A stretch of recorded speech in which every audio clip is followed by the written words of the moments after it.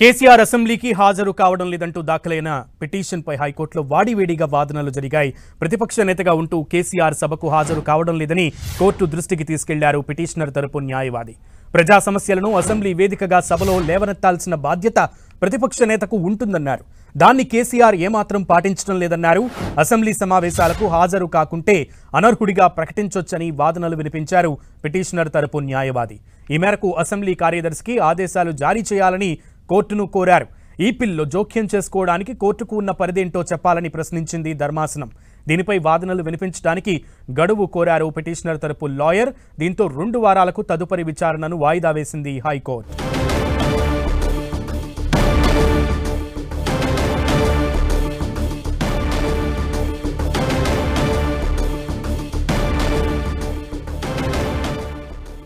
ప్రతిపక్ష నేతగా ఉన్న కేసీఆర్ అసెంబ్లీకి హాజరు కాకపోవడం పట్ల ఆయనపై హాజరు కావట్లేదు కాబట్టి చర్యలు తీసుకోవాలంటూ కూడా పిటిషనర్ తరపు న్యాయవాది హైకోర్టులో వాదనలు వినిపించారు.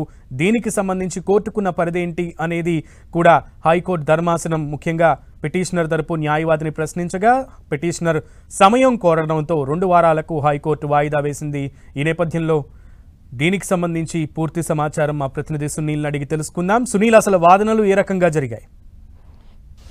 అసెంబ్లీకి రాకపోవడానికి సవాల్ చేస్తూ అటు ఫార్మర్స్ ఫెడరేషన్ గోపాల్ రెడ్డి అటు హైకోర్టులో పిటిషన్ దాఖలు చేశారు. దీనిపై ఈరోజు మరొకసారి విచారించినప్పుడు కోర్టు అసలు ఈ పిటిషన్ను విచారణ అర్హత ఏంటి అన్న దానిపై కూడా పూర్తిగా వాదనలు విన్నది. అయితే గతంలో కొన్ని తీర్పులను ఉన్నాయి, దానికి వాదనలు వినిపించడానికి కొంత సమయం కావాలని కోర్టు దృష్టికి అటు పిటిషనర్ తరపు న్యాయవాది తీసుకురావడం. కానీ అటు అసెంబ్లీ స్పీకర్కి నోటీస్ ఇవ్వడానికి ఎలాంటి అర్హత కోర్టుకు లేదు, కోర్టు పరిధికి రాదంటూ కూడా అటు అసెంబ్లీ సంబంధించిన ప్రభుత్వ తరపు న్యాయవాది కోర్టు దృష్టికి తీసుకురావడం జరిగింది. కానీ అసెంబ్లీ స్పీకర్కు నోటీసులు ఇచ్చే కొన్ని పిటిషన్లకు సంబంధించిన తీర్పులు ఉన్నాయి కాబట్టి దానికి సంబంధించిన వాదనలు వినిపించడానికి కొంత సమయం కావాలంటూ కూడా కోర్టు దృష్టికి పిటిషనర్ తరపు న్యాయవాది కోర్టు దృష్టికి తీసుకురావడం జరిగింది. దీనిపై విన్నటువంటి కోర్టు 2 వారాలకి పిటిషన్ వాయిదా వేయడం జరిగింది.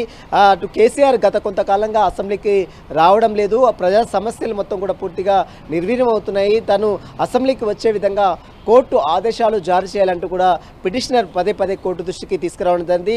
మరి కోర్టు దానికి సంబంధించిన విషయంలో ఎలాంటి జోక్యం చేసుకుంటుంది అనే దానిపై కూడా సర్వత్రా ఆసక్తి నెలకొంది.